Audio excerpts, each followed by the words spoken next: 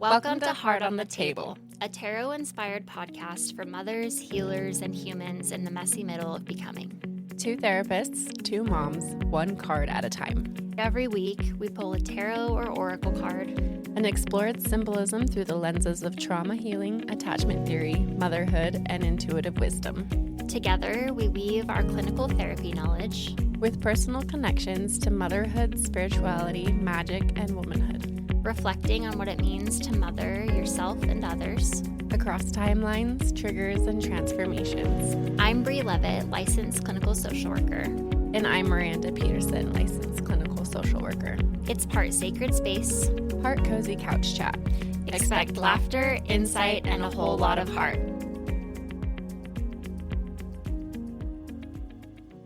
We just wanted to include this disclaimer for this episode on the witch wound. We will be giving a short historical context throughout and at the end of this episode that just talks about things that might be triggering in relation to the witch trials and the tragedies and the horrors that occurred.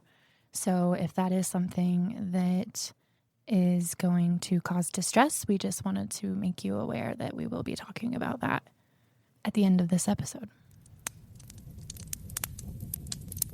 This poem is called The Witch Hunt Never Ended.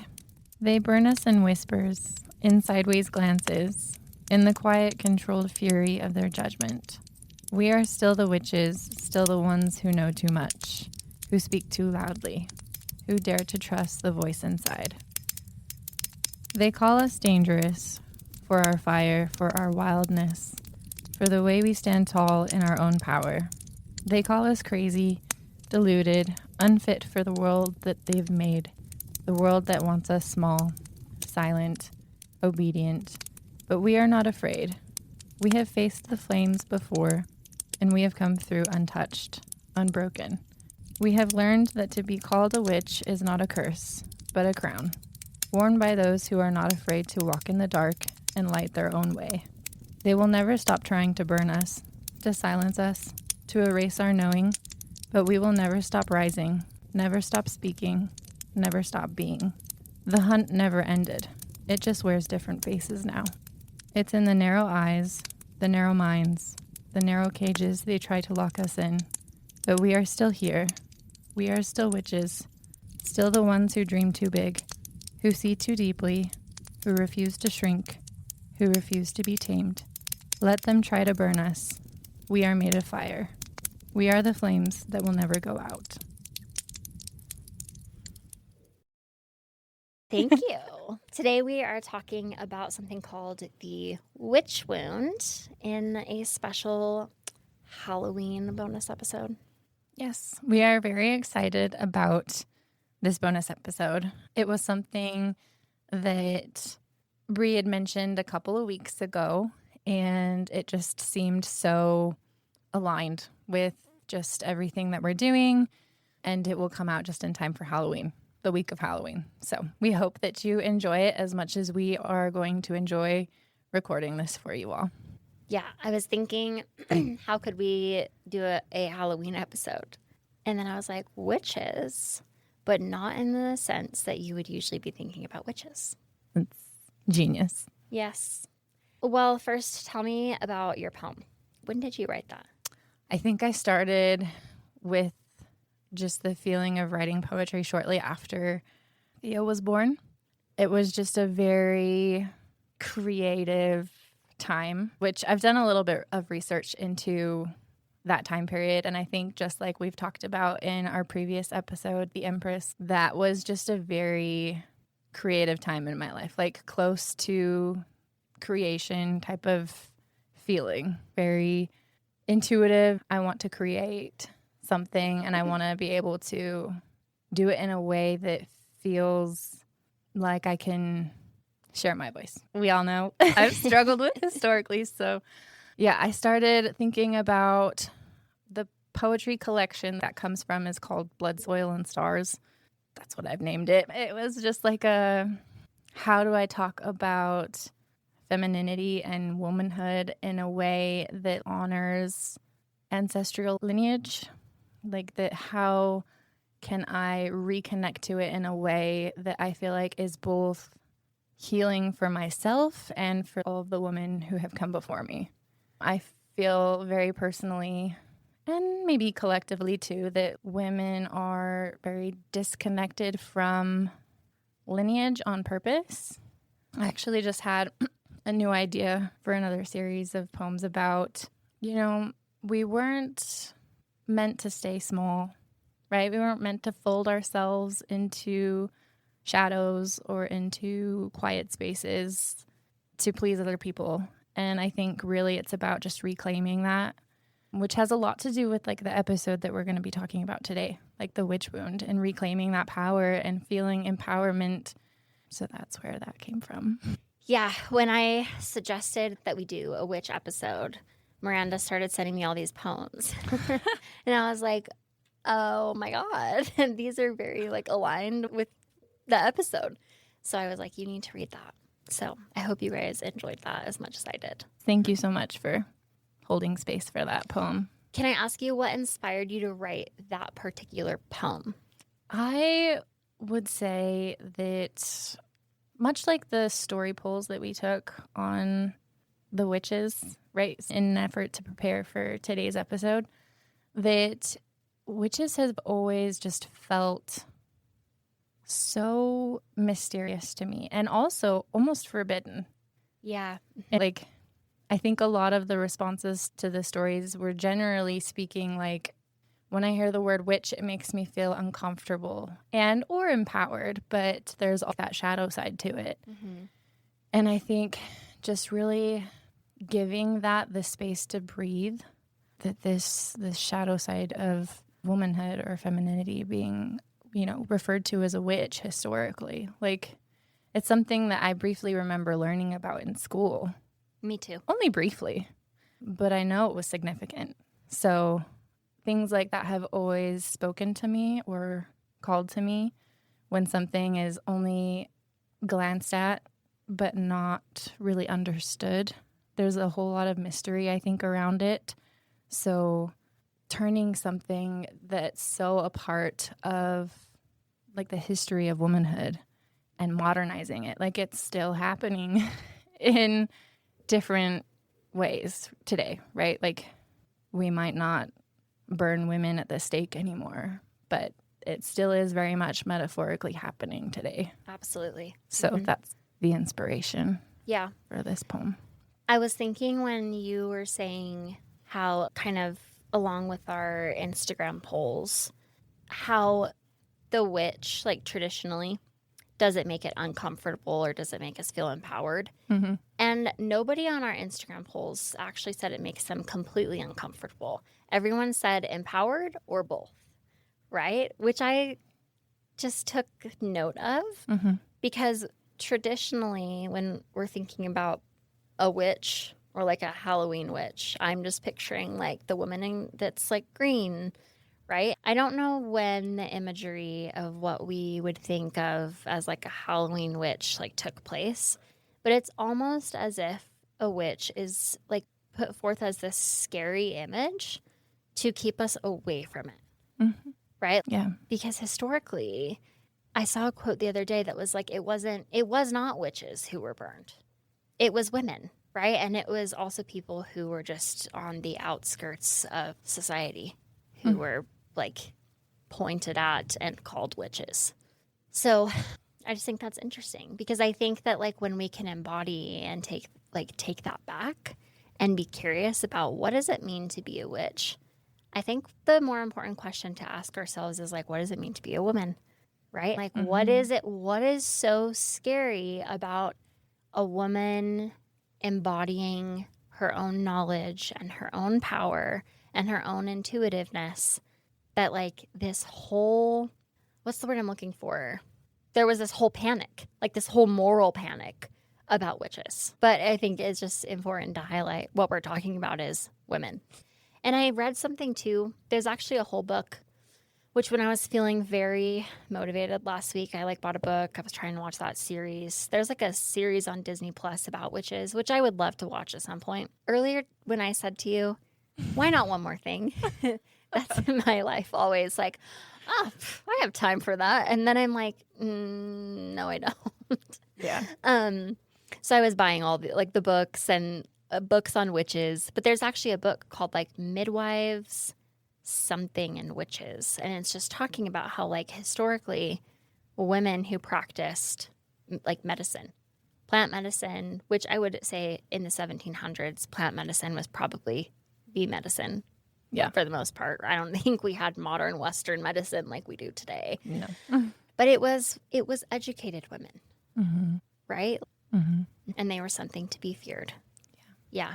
And I think right now in society too, and with the current state of our country, like women are not burning at the stake. But I do think it is very important for women and people who live on I don't want to say people who live on the outskirts, but people who are painted to be living on the outskirts of society, right? Like minorities. I think it's so important that right now we take up space and we share our voices collectively. Yes. And hopefully we continue to have the freedom of speech to do so. Mm-hmm. Like you said, it's not like no one's burning anyone at the stake currently, but it's very much figuratively happening. Yeah. Like our freedom of speech is being threatened.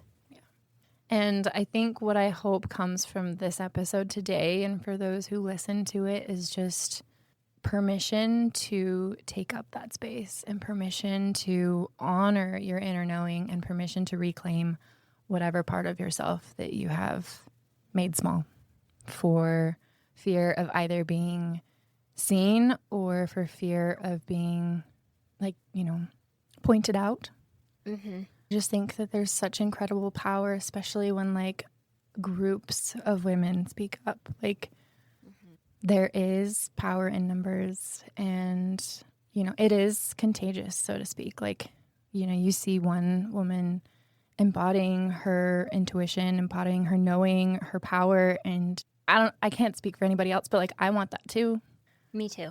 And I think the more that we can create space for each other, the more that we can grow as a whole. And I think that's another thing that I'll only touch on briefly, but that growing up, I don't know why it was such a common feeling. And again, I'm only speaking for myself, but common feeling to be competitive with other girls. I was thinking about this before you started speaking about it. Can you? They were our, we had to be better than them in every way. We pitted against one another Yeah. because when we are together, we are powerful. Yeah. And society, especially a patriarchal one, fears that. Mm-hmm. And it starts young. Yes, so young. So young. Yep. But what would happen if we actually were socialized to maintain connection with one another? And use lean on each other, grow with one another, and support that growth. Yep. What would that look like, and how would our experience be so different if we could make that happen? Moving along here, we were just going to give a little bit of historical context. When we were talking about this episode, Miranda said something that I internalized, and she said, we don't need to give a history lesson. We're not history teachers. So I'm going to do my absolute best to give to you listeners what I've collected here. The first thing that comes to mind for me personally was the Salem witch trials, right? Which happened in what was that, the late 1700s or early 1800s? Yeah, right. I was like, maybe we should fact check the end of this episode. We'll see if we do that. I mean, maybe we could at the end. Maybe I should just keep a note of what should we fact check? I'm going to do that. Okay. Salem witch trials. When? That's what we're going to put. But that's the first thing that I think of. And much like you, I remember learning about those things in school and feeling like it was the forbidden. But because of that, me taking interest in it. Are you going to fact check live? Yeah. Salem witch trials, February 1692 to May 1693. So these actually happened before the European witch trials, because the European witch trials were in the 1700s. Okay. Important distinction. Actually, a very important distinction, because apparently, so the Salem witch trials, I think 80 people were burned at the stake. It doesn't come up with a date when I type in European witch trials. Okay. It says primarily from the 15th to 18th centuries. I think it doesn't come up with a date because I think that this was just kind of happening in communities all over Europe. And I think that if what I read was correct, it was like 80,000 people who were burned during that period of time. So it sounds like from the 1500s to the 1700s for similar reasons as the Salem witch trials. Just women who were too loud, women who did not go along with the patriarchal structures that were kind of beginning to be created during these times, women who practiced medicine, anyone who was not doing what the collective, especially like I think Christianity during these times, set out for people to be doing, there was a target on them. There's one more thing I was gonna. So, two things, two directions. One thing that I think is very interesting, just with our background in psychology, is that Sigmund Freud, he's the father of modern psychology, although I would say most modern psychologists probably agree that Freud's a little outdated at this point. But like a lot of his ideas, they're old. One of those that I remember, I think I wrote a whole paper on it in school, was just about how Freud would use hysteria used to be a diagnosis for women who were exhibiting signs of, I think, just like panic or anxiety. They were called hysterical. And something that I learned in getting ready to record this episode, when I learned this, it settled and I was like, oh, that makes sense, but I've never put two and two together. So hysteria was a diagnosis for women. I did not know that hystera is, I think, like the Latin word, perhaps, for womb. Yeah. Mm-hmm. So that's a little bit of the history there, and I think we can talk a little bit more about that side tangent in a minute. Oh, when I watched the first Salem witch trial series, the Salem witch trial episode in the Disney Plus series Witches, there is something called spectral evidence. Have you ever heard of that?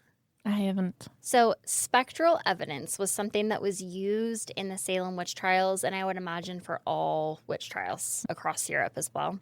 And spectral evidence at the time was that basically anyone during these trials in the court, anyone could just get up and say, like, I saw so-and-so doing witchcraft.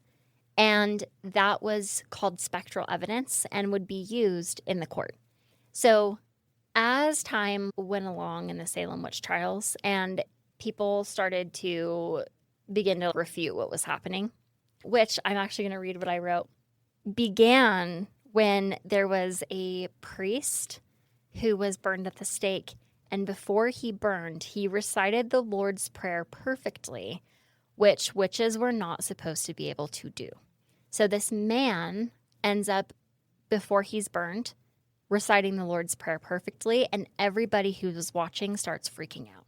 And everyone starts to begin thinking, I have goosebumps talking about this, but everyone starts panicking and beginning to question what is going on in our community.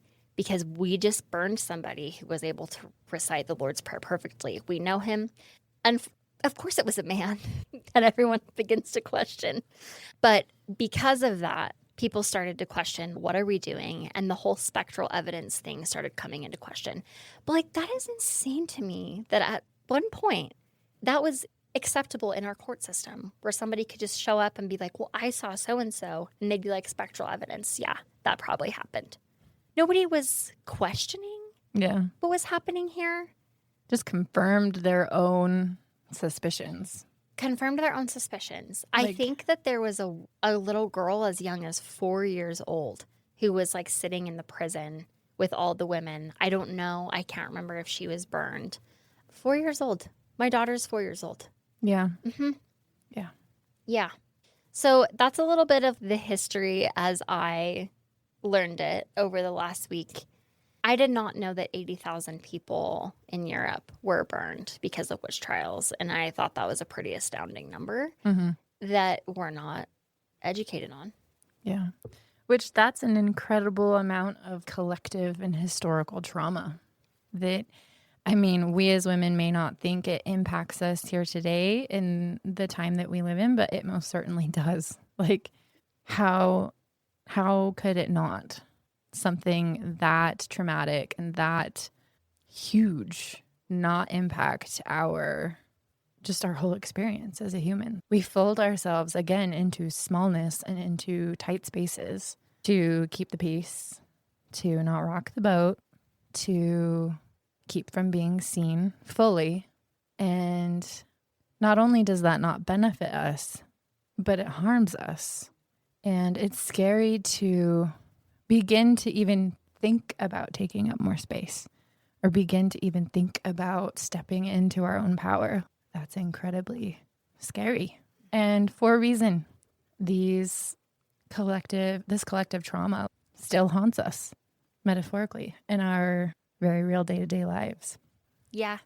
It makes me think of generational trauma, right? And there is some research that just shows, I think it's just epigenetics, and that there's this idea that's been proven through research of Holocaust survivor grandchildren.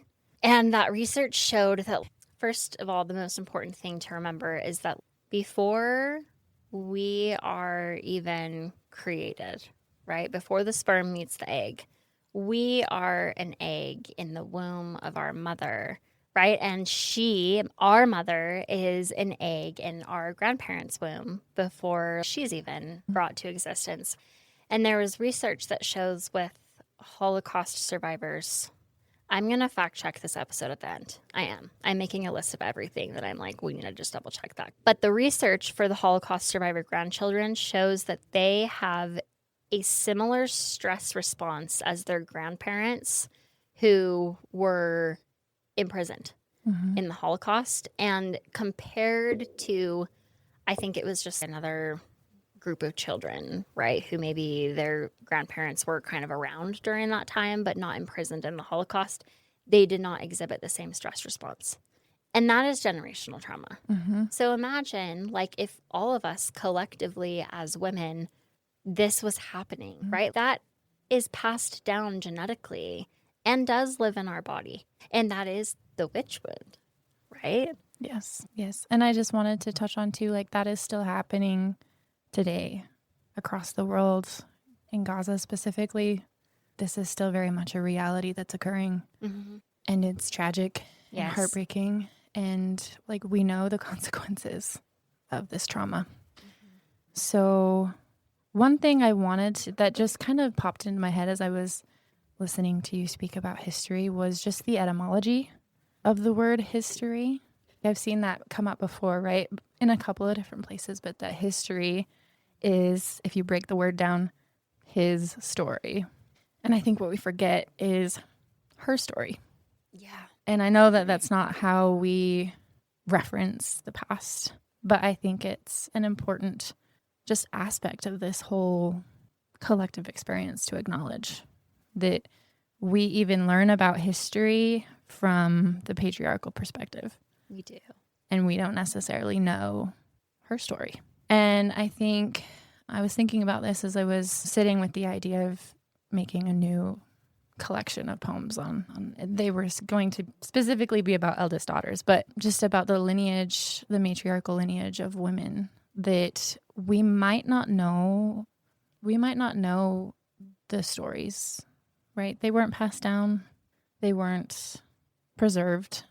And though we don't have that for reference, does not necessarily mean that we cannot connect with our own inner lineage. Like, that we can't, maybe have a dialogue with our own ancestors. Because they all live within us. Like, we are, like you said, epigenetically carrying the generational trauma.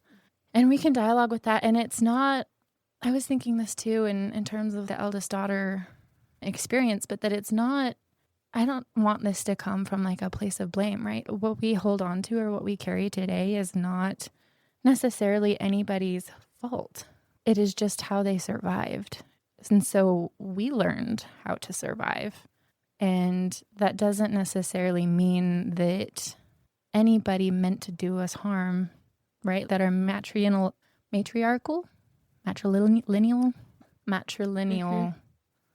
line didn't mean for us to forever stay in survival mode.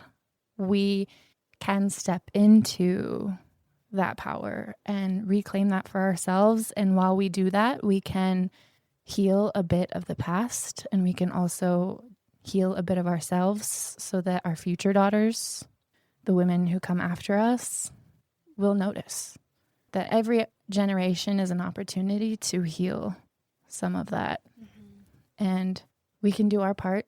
We might not be able to heal the line or, miraculously make a collective difference, but we can make a difference for any future women, right? Any daughters we might have or any women that we mentor.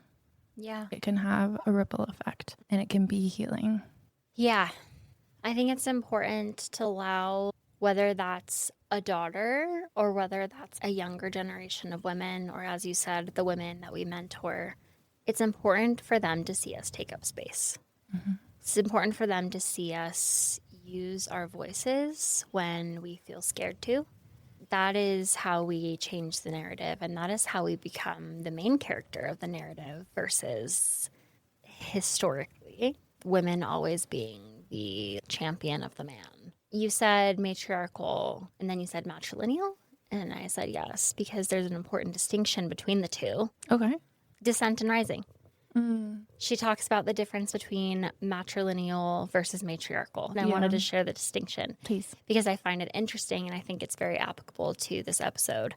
She talks about in that book how there's a difference between matrilineal and matriarchal, because matriarchy would be hierarchical, right? Not that matriarchies don't exist, because some families absolutely have a hierarchy and the woman is at the top, right? But hierarchy is about having power over. And in that book, she was talking about how, what would society look like if women had power, if women were in power. And she talks about women wouldn't necessarily want to have power over. And that matrilineal is the word for what a society that would be collectively run by women would likely look like. It would look, because women try to support connection, right? But society paints us very young to not be nurturing, to not care about other women, to feel like we're in competition with other women. But it's important to recognize when women can be in community with one another, what that looks like is and can be matrilineal versus having power over, which would be matriarchal. I think I'm remembering as you're talking about that, the part in the book where it defined the difference between the two. And I think that is, you're right, a very important distinction to make. And I hope that one day we will see. Yes. And if we don't get to see what that looks like on a large level, like a large societal level, again, creating community at the micro level, which is what we're hoping to do. Yes. Okay. I wanted to share some of our listener responses that I just surveyed, because it kind of came up when you were talking about the fear of being too much, the fear of taking up space. And some of our responses I thought were interesting. I posted a whole bunch on Instagram yesterday. So let me see. Okay, it was these 4 questions. So the first question was, when you speak up or stand out, what emotion shows up first? 8% of you said empowered. 92% said afraid. I was floored at those responses. I was like, wow, almost all of us feel afraid when we speak up or stand out. And I think that is very much the residue of what we're talking about today, which is the witch wound. Yeah. Women and people who stood out or spoke up were the ones who were impacted or were hunted. The next question, do you ever hold back your opinions to avoid feeling misunderstood? 93% said yes. 7% said no. I mean, listen, we don't have a huge following yet, right? So I think we had about 13 to 15 responses. That's still crazy to me, right? Do you ever hold back your opinions to avoid feeling misunderstood? Yeah. And I think it's important too that we share these responses. And the percentage of us who feel this way, it's very validating. And also for me, myself, I feel less alone in that I'm not the only one who feels this way. I thought it was really interesting to go through and take the polls myself. I was like, oh, yeah, this is a moment of important reflection that I don't think about this very often, but it's always there, just beneath the surface, and it impacts everything I do. Yeah, me too. And man, it's so crazy because I think everyone who responded in this was a woman. And to think how I'm just not sure that this is something that men struggle with in patriarchy because they hold the power, right? So they're not walking around with this feeling of, I can't share my opinion. In fact, they share their opinion too often. I think a large part of our following is women, so it would be interesting maybe one day if our following ever, I wouldn't say necessarily diversifies, but like if we can get more of each response for comparison purposes. Yeah. And, I want to make this important distinction too about this podcast because I am not a man hater. I have had male clients that I have done great work with. And I think it's important to relay patriarchy affects men too. Yeah. Patriarchy affects everybody that lives within it. Patriarchy also probably makes it hard for some men to feel they can actually share their truth. Yeah, I think maybe in a more vulnerable way, right? Yes. Like the maybe collective men experience, as I understand it, is that they can't share their emotions, and that's where it impacts them the most. And that's where they disconnect from their own intuition. Yeah. Right? Patriarchy does not just affect women. It too affects men. Yeah. And I just think it's important to call that out. The next one, do you trust your intuition easily? 14% said absolutely. 21% not really. 64% said I'm learning to. Which I think is just a nod in the direction that I think a lot of women want to. And it's kind of hard to, again, find a way forward when there really isn't one, right? We're all making our own way in this world, and maybe we have our own female mentors that, we can lean on for support. But again, I think it's really changing that narrative of we're not trying to compete with one another. And that's hard to do. That's a really deeply ingrained narrative, and doing the work, however small, on our own personal scale really makes a difference for, again, just the women who will come after us. The last question was, does the word witch feel empowering, uncomfortable, or both? 54% said empowering. 46% said both. And nobody said completely uncomfortable, which I just welcome. Because I think that speaks to just, we are craving that connection to our own wisdom. And we're craving the connection to be able, or craving the ability to be able to take up space. And I would say craving connection. As I've gotten older, when I was younger, I used to consider myself a tomboy. And I would be, I'm just friends with all the boys. That was such an internalized thing for me. Growing up in Utah was difficult too. I wasn't a part of the LDS religion, and I was on the outskirts of that. So it was difficult to make friends being back when I moved here in the early 2000s. I think it's different now. But I was very much like I hang out with all the boys. I just don't do well with girls. And it wasn't until probably my 20s that I was like, no, I want to make friends with more women. And now I very much go out of my way to make my women collective because I feel so empowered and so connected having women that I am connected to. And I would say a lot of women that I've worked with or that I just know have this experience of feeling like, how do I make friends? Yeah. Where do I make friends? I always encourage people to seek out communities on a smaller level. If you have a hobby, can you go take a class in that hobby and meet other women? Where can you seek out some micro level of community in order to meet other people? And it's hard, right? Like people have social anxiety. It can be difficult. But I really try to hold on to this idea that I think that we're all craving the same thing. Yeah. I think that most of us feel quite lonely. in a society that everything is happening online. And I think if we can hold that thought that most of us are probably craving connection, most of us probably want more friends, it makes it easier to approach strangers. Yeah.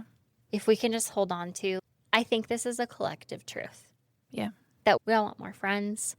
I just finished my perinatal mental health exam, and the number one protective factor for women in the postpartum or perinatal period is social support. Yes. That was where my mind was going as you were talking about building community, especially in your later 20s. I have found that to be a priority for me, making time for friends, specifically for me, other women in my life, especially being a mom. I want to find other mom friends. Mm-hmm. And I think that's incredibly important and just like a natural feeling. I mean, I know that other countries specifically have, I mean, I heard it in I think it was Denmark, but that they have, when you become pregnant and you go to your clinic for your appointments, they put you in a group of like maybe 5 or 6 other people who are all due around the same time. It's always Denmark doing things right socially. And they are your group and they stick with you. You That's share contact incredible. information. Yeah. And so then when you have your baby, you are already a part of this group who gets it and who is in it with you. Yeah. And I think there's one of my friends was telling me about another cultural tradition. I think it was, I want to say Japan. Maybe it was, I can't remember. But they historically have had like lifelong friends that they like assign the children to. And so they grow up with these lifelong friends. And like well into like their 80s, they're still friends. Like that's amazing. These connections last a lifetime.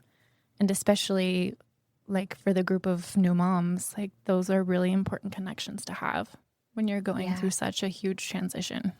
Yep.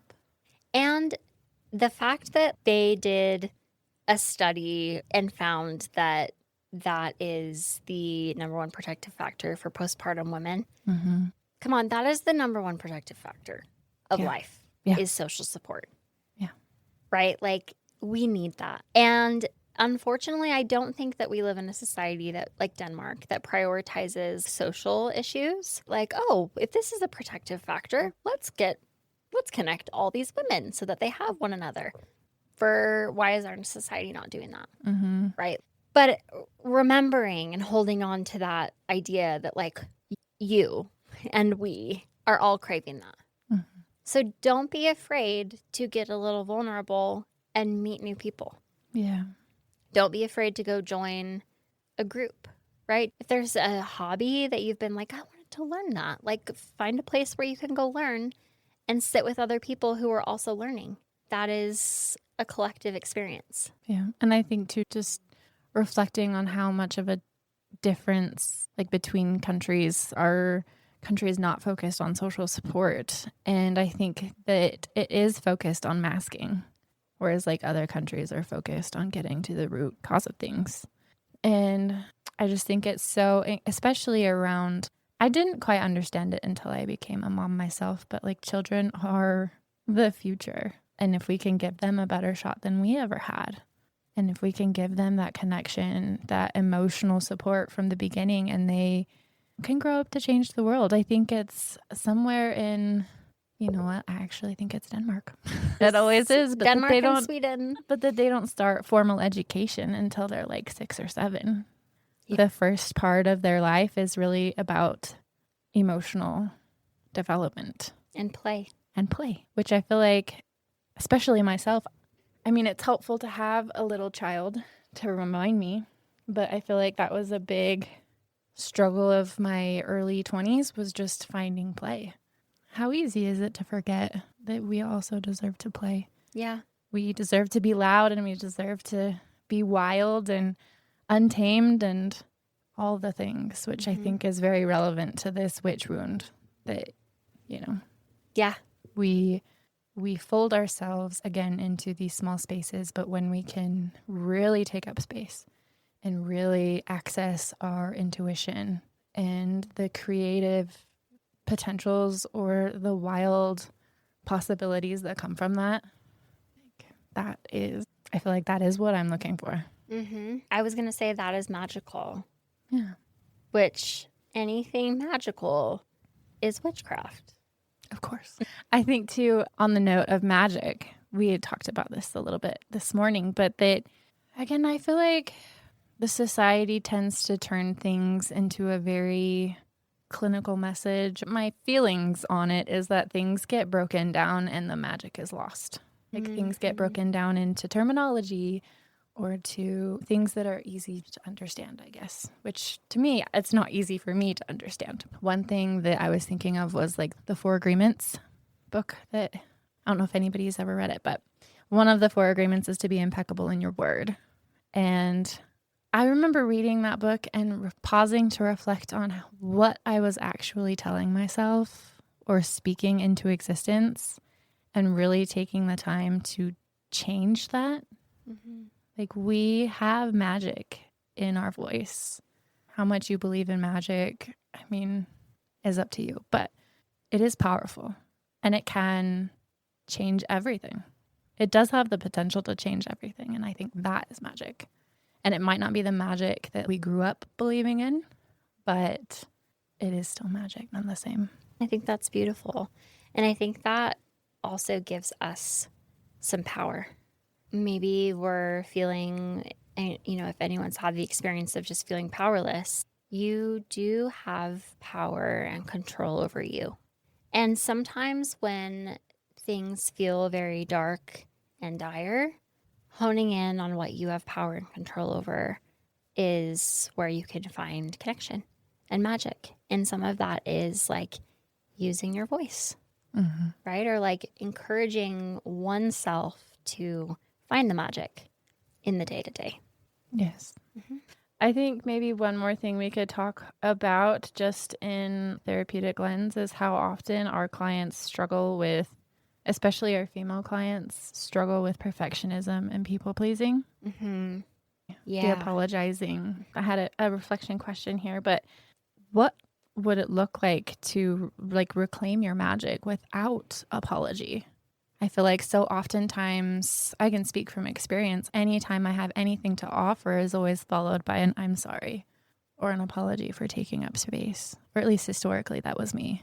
And I remember being in the therapy room and catching myself every time I would say sorry. I would start to say it and then I wouldn't say it, and I would tell my therapist, I'm not going to say it. And then I would proceed to be like finding other ways to try to say it. To be apologetic. Yes, it was very much an impulse, but like it's almost like it was word vomit. Like I couldn't stop it from coming out no matter how much I recognized I didn't need to be apologetic for whatever I had just said in the therapy room. It didn't need to happen, but it almost was like I couldn't stop myself. It's like a compulsion. Yeah. Where like we have that collective wound like activated of taking up space. When we get emotional or have an emotional experience with another person, we are very much embodying taking up space, right? Like we're emoting, which maybe we've been socialized to think that we're not supposed to share that with other people or that makes people uncomfortable. And I have so many clients who move so quickly into I'm sorry. And I'm like, I put tissues on the little footrest that I have here so that clients can grab them. And every time a woman goes to grab a tissue, they apologize to me.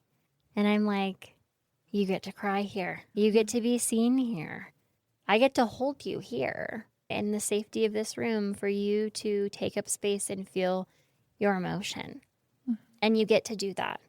And I always tell everyone the therapy room is the microcosm of what happens outside my office, right? So I'm like, if you are fearful of taking up space and being emotional in my therapy office when it's just me and you, I know damn well that in your day-to-day life, because some people are like, well, I know that I can cry here, but I'm like, okay, it's still hard for you though, because you're apologizing. So what are you doing in places that you feel like you shouldn't be crying or you shouldn't be having emotion, right? You're probably holding it in.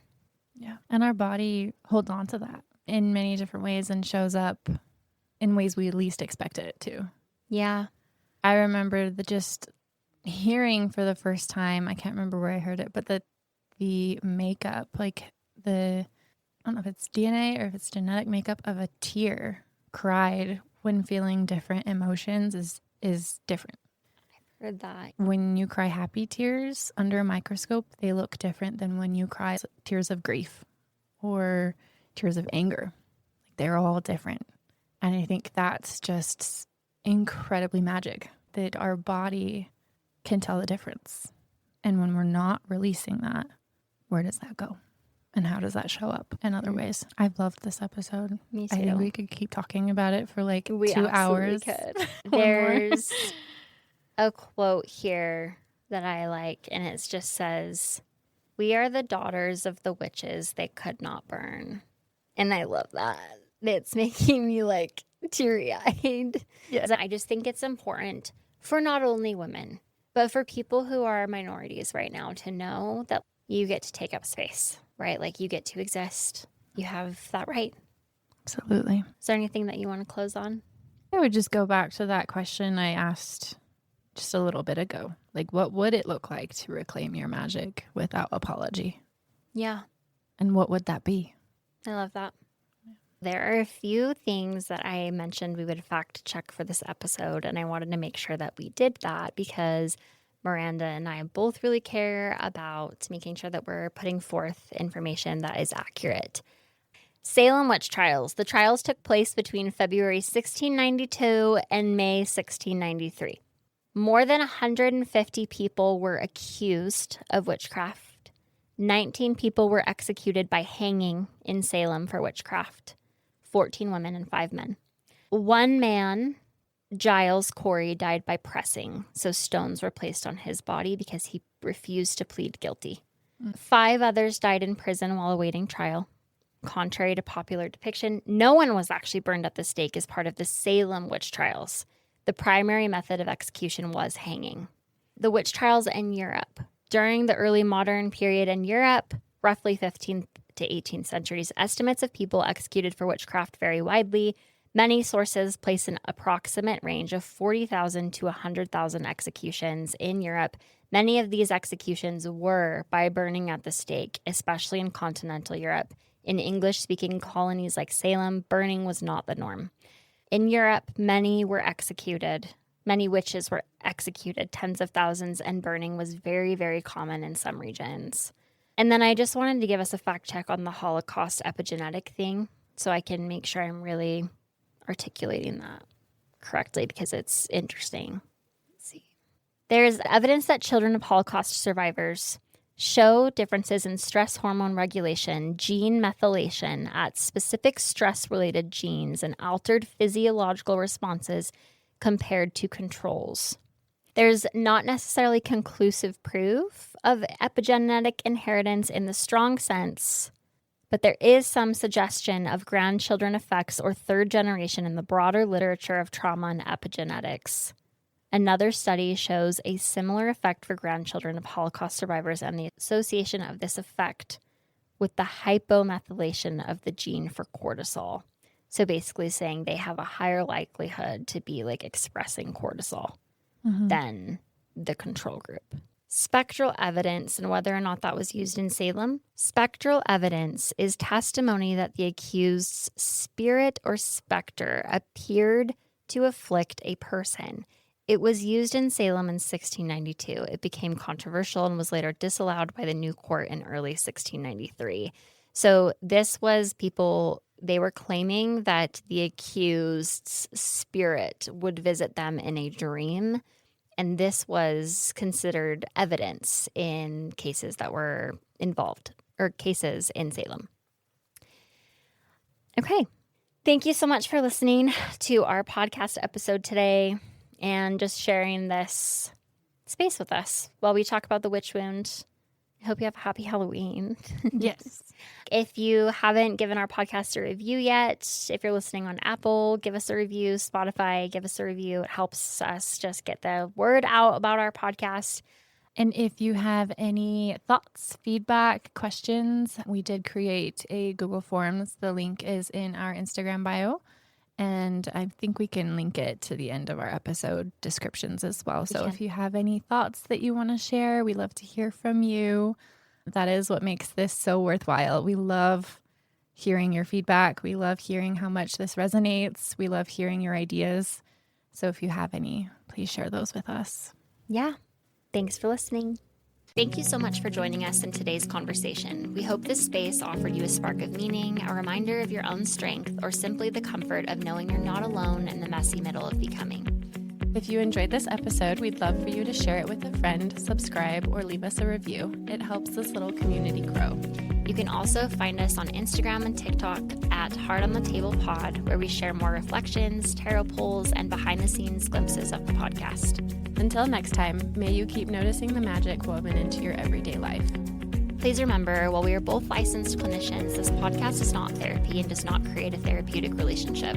The conversations here are for educational and reflective purposes only. If you are seeking mental health support, we encourage you to connect with a licensed provider in your area. Thanks for listening.